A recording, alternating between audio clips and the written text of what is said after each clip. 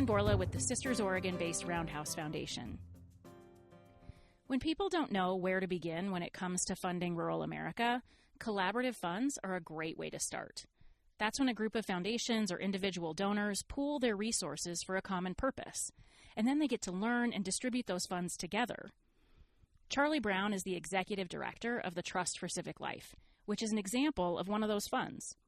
They're made up of 20 different funders from across the country, all working together to empower people to get involved in shaping the future of their communities and our democracy as a whole. Their focus is civic engagement, but not just voting in city council meetings. They're supporting everyday democracy, and it starts with community. What I love about this organization is they're serious about getting out there and meeting folks on the ground to listen and learn instead of coming in with a top-down approach. They're dispersing $8 million each year to grassroots organizations or community hubs who are the best connected and equipped to do the work and to bring people together. Yes, we are all Americans, but when you ask people where they live, they don't say America. They say this place that they have a deep connection to, and it often defines their identity. And that's the thing that they work hardest for. That's the thing they're most willing to put a lot of effort, put themselves out there to protect. That's the thing they want to see successful. And I think that same thing is true as we think about what it looks like to have high levels of civic engagement in this country, which we think is important. Maybe others don't, but we really do. And what it looks like to rethink what our democracy is in this country. Because if you go to those same places, yes, each one looks different, but each one can pretty much agree on one thing, which is our democracy probably needs a little bit of an overhaul. The systems, the practices, the institutions that have been in place for the past 250 years may not be serving the modern moment in the way that they were intended to do. And that's okay, as long as we fix them and do something about it. And people want that to be relevant to where they live and the local reality of their day-to-day lives. Yeah, it's super interesting. I love that. Something that is really resonating with me is that it's serving the modern moment, and it's that moment of actually doing something, not just talking about this failing system, but actually doing something that impacts community where they live. And I think that's so fascinating. Tell me more about that. Well, this is not the first time we've been in this unique moment in our country's history. It probably feels like it for many people because it might be the first time they've experienced it. But Stephen Heinz from Rockefeller Brothers Fund, who happens to be one of our participating funding members of the Trust for Civic Life, he talks about this being the fourth founding. And he's like, our country and our democracy throughout history has gone through moments where we've had to reinvent ourselves. We've had to make democracy relevant. The Civil War being an example, the Civil Rights Movement being another example. Maybe we don't quite have the category or the cleanness of a single event or single act that we can call what's happening right now. But here's a group, I think, of people across this country who uniformly agree that the system's not quite working. We can't have the incredible low level of approval rating in Congress and think this is going the way we had hoped. This is pretty good. So instead, I think it's the customer saying, wow, this product could really use reshaping and an overhaul. The question is, what do we do about it? And as we sit in a nationally polarized media cycle and vacuum that often is pushing out a lot of existential concepts and threats, telling us that the world is happening to us, ideas and aspects, whether it's AI, whether it's global economies, whether it's wars in other parts of the country, individually, it feels like you can't do much about it. It feels like literally the world is going to occur and you are just a subject inside of someone else's movie or story, and you're just waiting to see what the outcome is. It's paralyzing. I think it's very paralyzing. And I think what it leads us to is a sense of isolation, leads us to levels of distrust, leads us to frustration. But the thing that you can always do is take action. And what is the thing you can take action on? Local community, where you live, where you care about things that change your life, and they will probably have more impact on your life right now than any of those other aspects. So I think the question is, well, how do we make that happen? How do we bring that back to life? Because I think for those of us who, certainly grew up in rural regions or rural communities, that was day-to-day life. You didn't have an option in a lot of ways to not be involved in your community. It's how everything got done. I Mhm. think that's probably true in urban neighborhoods as well. My experience being rural growing up in West Virginia, parents who were deeply involved in civics, I saw it every single day. I had to go to more spaghetti dinners than I had ever hoped in my life, and fundraisers and different events. But as a as I grew up, I really started to see like, all right, this is where the magic happens. Mhm. What we find as we go into communities now is people say they want that magic. They want to be connected to their residents. They want to be connected to the community. They want to have a role in making that place they live better. But the outlets for them to do so, to be engaged civically, are usually top down, Mhm. run by a small group of people, often aren't very action oriented. Dare I say they are boring, and consequently, people don't go do them. Yeah. And so we've got to rethink, and this is a lot of what our investing goes into each year is who are communities and who are people that are just like reinventing what it means to do civic life? Because we Yeah. have to rethink this for the audience who we're now interacting with. Yeah. So when you talk about civics, I mean, some of us, depending on your age, think about a class in high school. Some of us think Yeah. about, Congress. What are you talking about? What's your definition when you're really talking about civics and civic life? What does that mean? Yeah, when we think, it's a great question because civics as a default definition often means engagement with government. I think it's what people think about, or I think it's even political participation, it's voting. Yeah. That's true, but those things happen in very small doses throughout your day to day life. One of our grantees based out of Colorado is called Warm Cookies for the Revolution. Great name.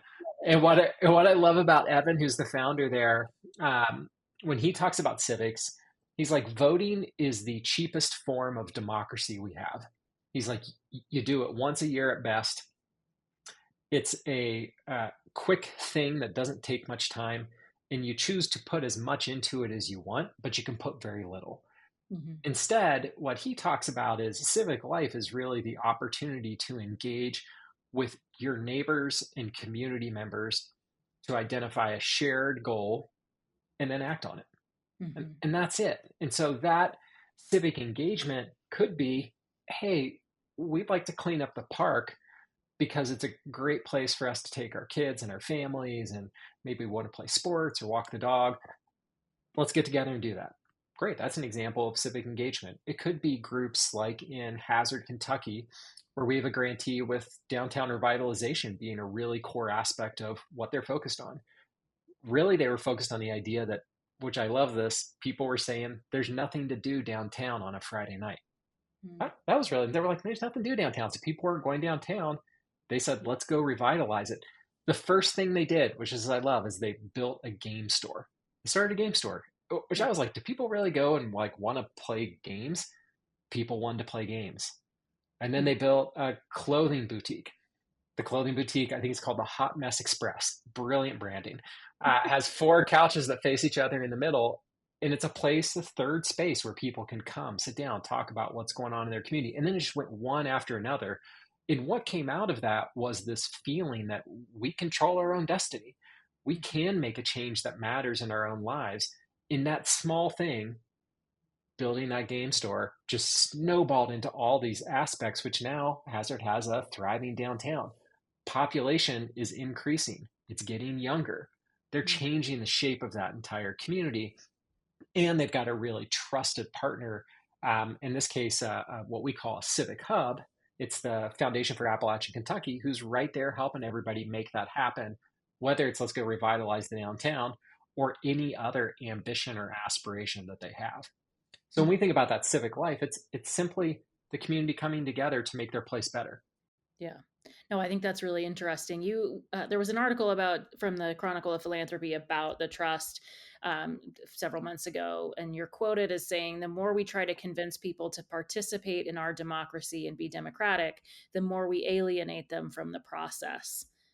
Talk more about that because I think there's more to it. Like we're almost forcing. Oh, you should come to this. You'd love it. You should come. You have to be here. It's going to be so great. And then it's that meeting of expectations or something. Tell me a little bit about what your thoughts are. Man, anytime somebody reads a quote that you said back to you, like several months later, and you're like, it's like your kids coming and being like, remember when you said this? And you're like, did I say that? um, I think we've put a lot of pressure on how people are expected to participate instead of letting them participate in the way that they want. Yeah. Particularly when we have a narrative in this country that democracy is dying, it is under threat, which I think is probably true. But what we don't have is the counter argument to that, which is our democracy is also being reinvented right under our noses. And guess who's reinventing it? The people who choose to participate. Mm. So I think we're putting so much pressure on telling people how they have to participate, what it needs to look like, what they need to do, that in some ways it becomes, dare I say, condescending. You're like, so you don't think I'm doing anything? You don't think I'm participating? You don't think I care?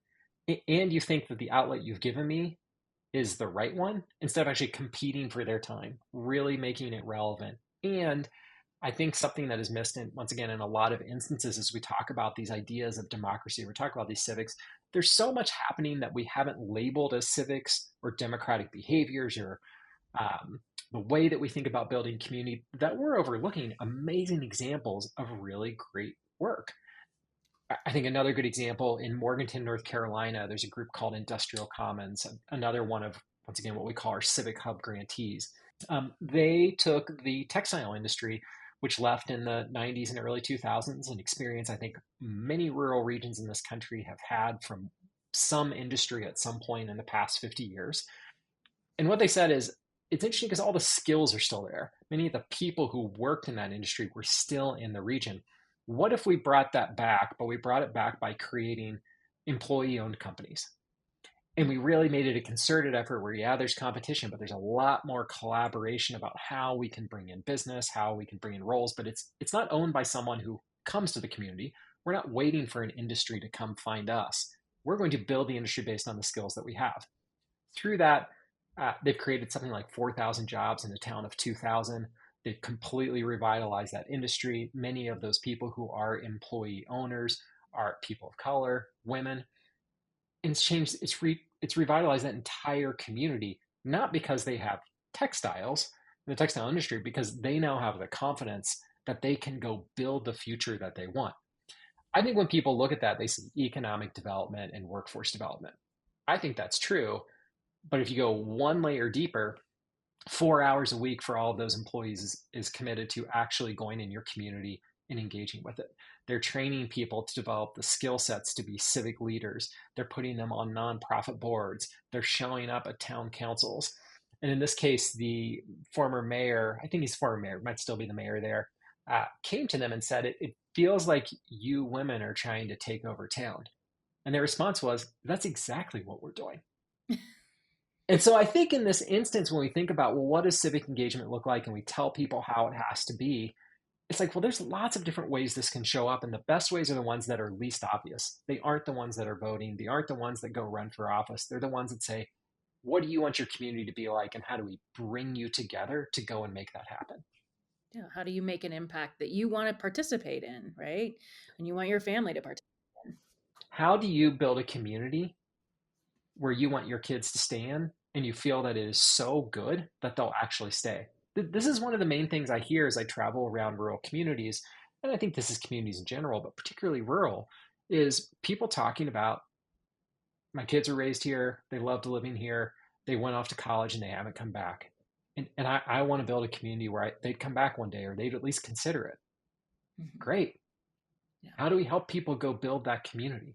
What a powerful, incredible experience. To me, what an incredible action that represents the American dream. This idea that we can go build something so powerful that people want to stay because it's so successful. The relationships are there, the meaning's there, the identity is there. And I think few groups have the ability to help fuel that more than philanthropy. I think all too often we look for federal government or state government, or we look for the private sector to do it.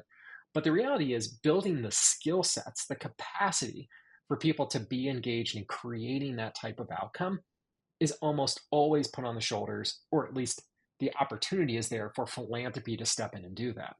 So I think the question is how the way we think about civics and democracy needs to change, that we have to create better programming and experiences. Well, I think philanthropy also has to rethink about, well, what is my role in creating not the community for someone, but creating the opportunity and capacity for them to create the community they want. Yeah. How do we get out of the way, right? Oh, how do we get out of the way? Exactly. And how do we trust that communities have this? How many communities have experienced, not just from philanthropy, but from private sector or government for not just a generation, but generations, the sense that they can't fix their own problems. They can't be trusted to do it. They can't be trusted with money. They don't have the ideas, the opportunities. They don't have the leadership skills. When what we've seen is give them a chance, they will solve the problems. And not only will they solve the problems, they will keep solving the problems and keep creating the opportunities in a way that no one from the outside could ever do. And it's crazy to think that we could.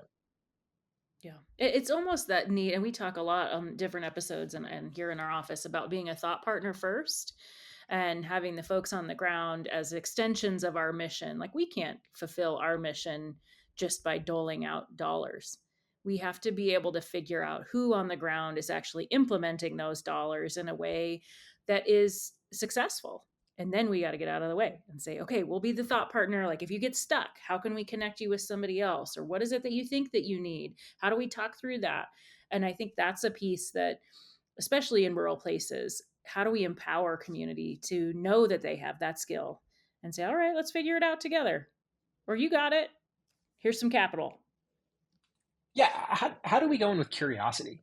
Yeah. It's something that we talk about a lot as a team. I talk with my family a lot about it. Like, how do we lead a life of curiosity? And if we do so, every situation, every community, every funding opportunity that we go into is one where we're asking questions first. In a lot of ways, we're looking to be surprised. We're looking to be proven wrong, assumption that we had to be tested and changed and iterated. And I think if we can go in, particularly as philanthropists, with that curiosity mindset, opportunities open up that we could have never expected. There's an incredible joy that comes with that. And there's an opportunity to build relationships in ways that create trust, where unfortunately, many communities don't necessarily trust philanthropy, particularly in my case, national philanthropy or large region philanthropy, who don't live in that community.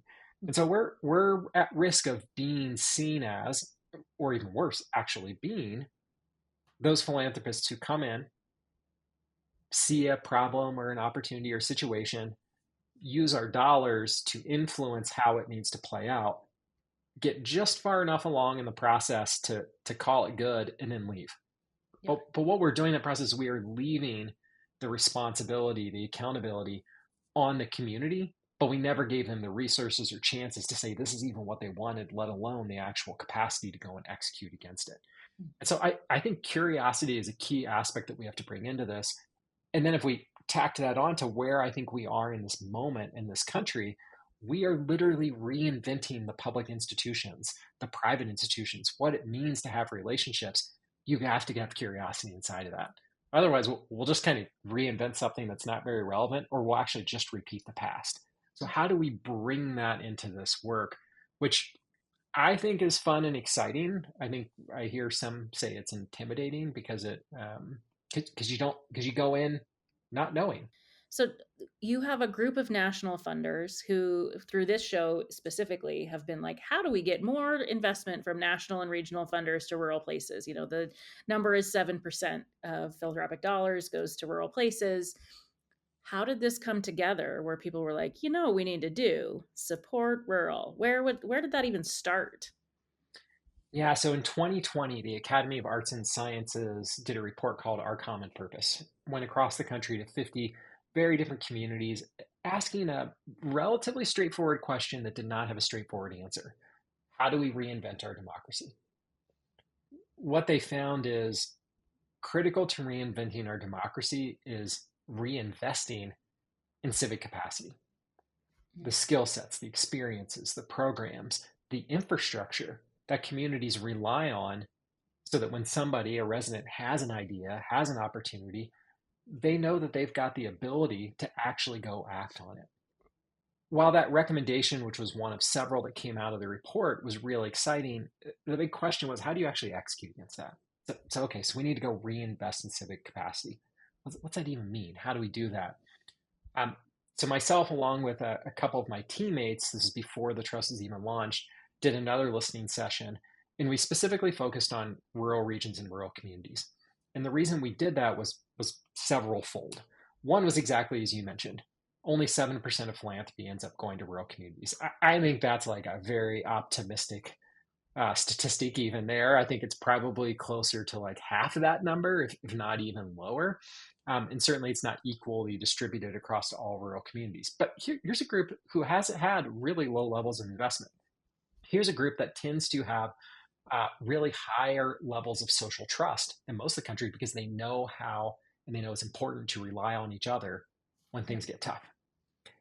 Here's a group of people that have often suffered from persistent poverty and historical racism.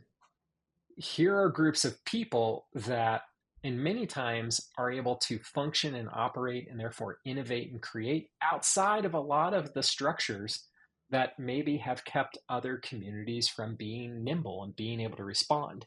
And so we chose rural regions for all these reasons, which to me add up to, I think rural regions are the incubators for what the future of our country looks like, the American experience, and specifically what the future of civics look like and the future of democracy looks like. And so as we did that, we did 60 more what we could call participatory design sessions and listening sessions with rural communities across the country. And we asked them two questions. What's it look like when you have a vibrant civic life? And we didn't always ask it that way because civic life can mean lots of different things, try to make it relevant to their language. And then what's the role of philanthropy? And when we asked the first question, what does it look like when you have a vibrant civic life? The answers were consistent across the board of all 60 communities, very rarely erred, in one direction or another. And what people said is the opportunities available to us are irrelevant, top down, not interesting, not solving the problems I care about. They're run by a dominant group of people who don't reflect me and my interests. And they're not fun. They're just boring. The second thing they said, though, is when it is working, there was always a group who was basically playing this facilitator role across the community. They were a trusted intermediary. A lot of times it was a community foundation, but it could be a CDFI, an economic development group. Sometimes it was an arts association. We found examples where it might be an agricultural group, very contextual based on the place, but they were the group that brought people together to say, what do we want our community to be? What's our vision for this place that we all share? Let's put aside our difference. What's the thing we agree on? How do we create lots of new ways to get involved, including the groups in the community who have felt left out over and over again? Let's get them at the table too. And then let's make sure that they actually have the skills and funding to go do it. That gave us the clue that if we want to go and actually see civic capacity renewed, we have to go and find these groups, which we ended up calling civic hubs. And we need to partner with those civic hubs, not just to build their capacity, make sure they have dollars to go do the work, but they have dollars to invest in these experiments that we call them, the everyday experiences that you can go and have civically that are relevant for your community. So those became the two grant types. And what we found is while we were developing that, simultaneously, much of philanthropy at the national level was really doing a lot of self-reflection about how is funding for democracy and civics really gone and played out over the past, let's call it decade, although I think it could probably be the past 2 decades. In a sense that there's too much disconnection from on the ground experiences, leading to philanthropy operating, these are my words, certainly not others, maybe a little too high up in Maslow's hierarchy, kind of operating at the level of enlightenment, when the reality is most Americans are living down at the level where they need survival and belonging.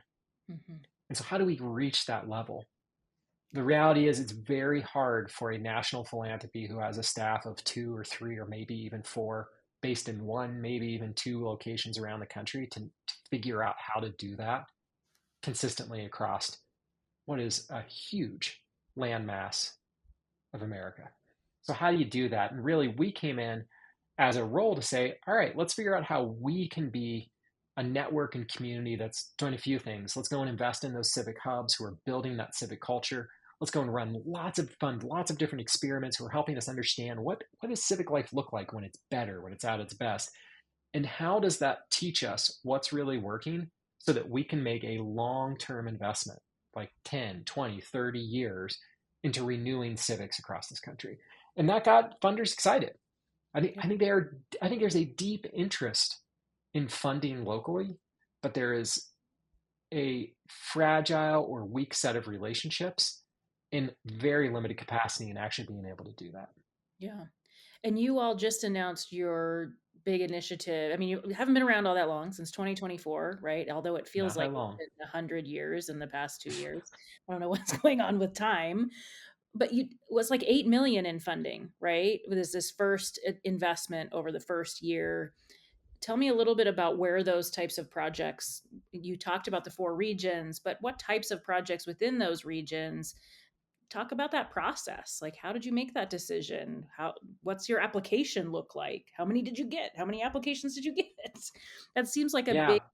big lift.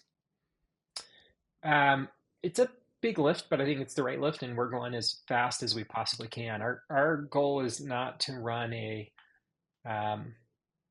we'll call it bureaucratic, maybe heavily administrative process. Got to administer it well, but can't be too heavy-handed. And instead say, the best thing that we can do is get dollars in the hands of communities who are really doing the work and learn hand in hand with them.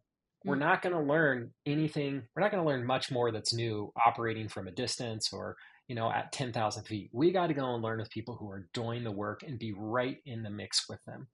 I was early in this process of developing the Trust for Life. I was having a Trust for Civic Life. I was having a conversation with someone who's been involved with rural communities, including here in Central Oregon for a long time. And he was like, I just want to let you know that as soon as you make the decision to empower and really trust local communities and work on the issues they care about, you got to be comfortable with the mess, because it is just going to be absolutely messy. He's like, but if you're comfortable with the mess, what's going to come out of that are amazing learnings and incredible outcomes. And it's the mess that we often run from when it's exactly what we got to run into. And so that's a very rambling and slightly long-winded way of talking about your actual question, which is, what the heck have we done for the past 18 months? So we, over the past 18 months, have run our first 2 grant cycles, and we're just on the verge of concluding our third. Our goal is to make roughly $10 million in grants a year.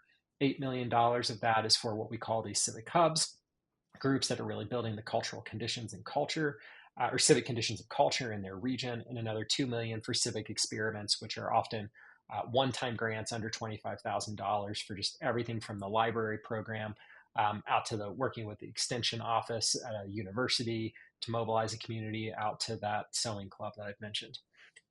The way that we actually run these grants, because I mentioned that we asked our communities in the design process 2 questions: what's it look like to have vibrant civic life, and what's the role of philanthropy? When we ask them what's the role of philanthropy, it's almost like asking someone for a restaurant review. They tell you every bad thing that could possibly have happened first. And you're like, now that you got it out of your system, anything good?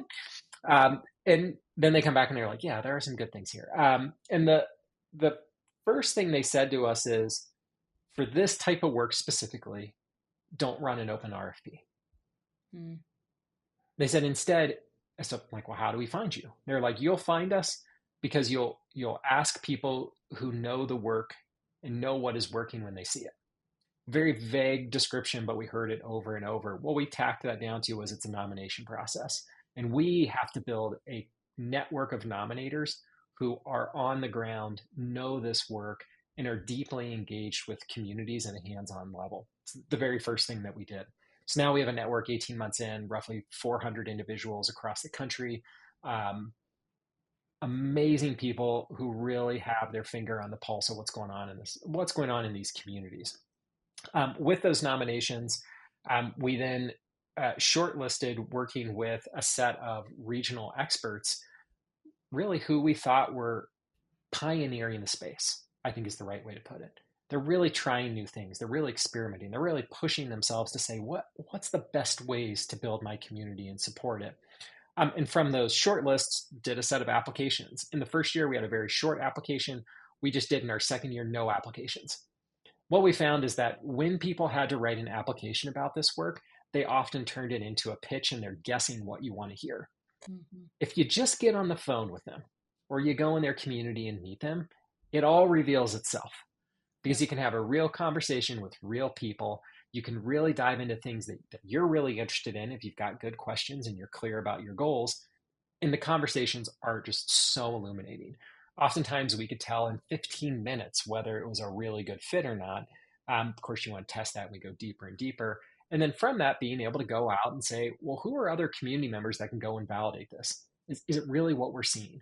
So I think the lesson here that came out of how we've chosen to run our grant making is the same as what we think the grant making should be. Go and ask the community.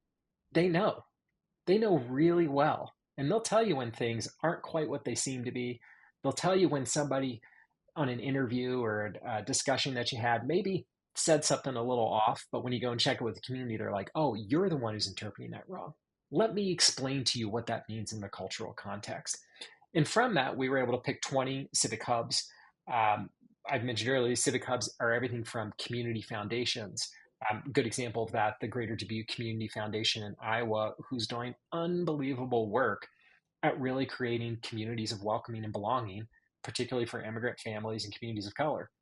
They're not doing it for some ideological reason. They're not doing it because it's a progressive thing to do or they're taking a conservative approach to it. They're doing it because the community has agreed this is the pathway to economic prosperity and success. Hmm. They need these communities and these families to come so they can be a successful community themselves and really grow and prosper.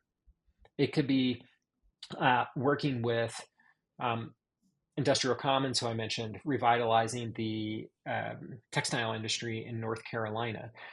It could be Abara, who's on the Texas border out of El Paso, working with rural communities, literally addressing what it means to have day-to-day migration crossing the border and creating healthy communities out of that.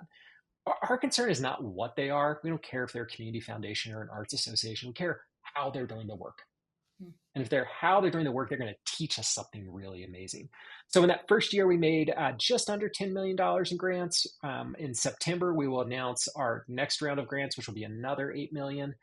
Shortly after that, we'll be working with those grantees to make more grants in partnership with them. Once again, go to the community and ask them. There'll be another $2 million this year. So over our first 2 years, we'll have roughly $20 million in grants out. It's a lot of money, and it's just scratching the surface of what's possible. There's so much opportunity and so much demand in rural communities. And our goal is to get more dollars into them. Yeah. No, I think that's great. And oftentimes there's like a fear of going to the place or getting to know the community too well, because if you have to say no as a funder, like if you've gone into a community and gone, hey, after that first 15 minutes, the vibe wasn't right, or it didn't feel like we were headed in the right direction. You've gotten to know them and you've put yourself out there, and that's an uncomfortable conversation. And as a funder, I think that's sort of why we've developed this distance, is so we can say no easier. But I think the reality is when you get to know someone and are like, I love what you're doing, but I just don't think this is in our wheelhouse right now. There's so much more like value in that, in getting to know folks. How many folks did you have to say no to? And are you comfortable with it yet?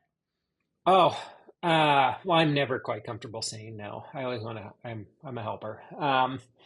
But I'm getting more comfortable day by day.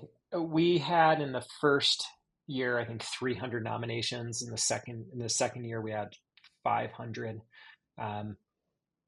We could have thousands.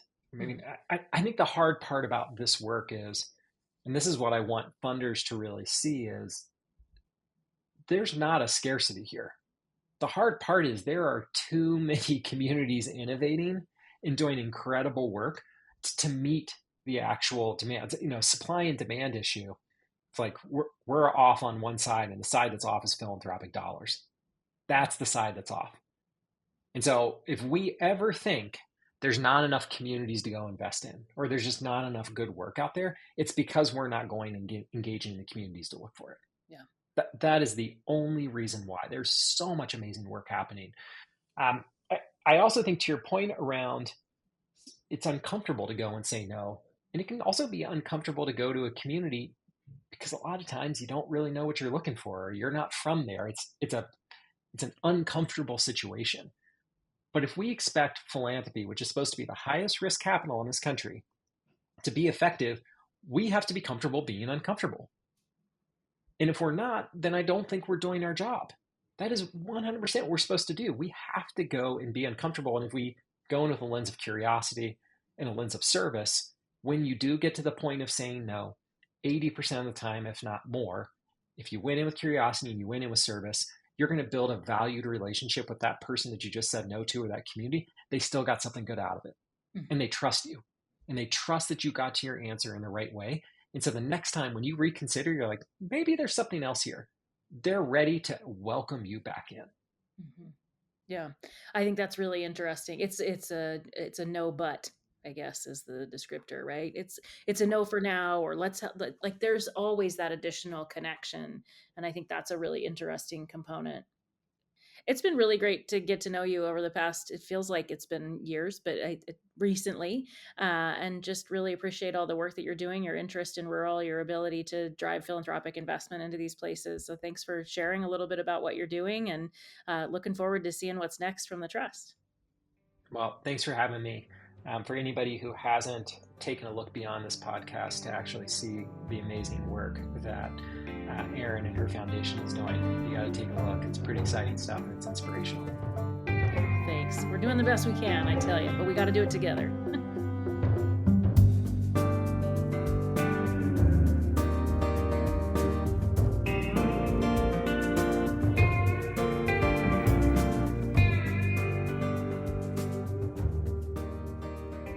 I think a theme that you're going to hear throughout this whole season is curiosity. Showing up in community and being curious, asking questions about what's going on and what's going well and what's difficult and where the challenges are. That theme of curiosity is really what's going to make us great philanthropists. And if you don't have staff or capacity to be able to do that work and outreach yourself or within your own organization, find those collaborative and pooled funds that can do that with partners. You can do it together. Head over to fundingrural.com. We'll share links to the report that Charlie mentioned from the Academy of Arts and Sciences called Our Common Purpose. We'll also talk more about Trust for Civic Life and other ways that you can get involved. Thanks for listening.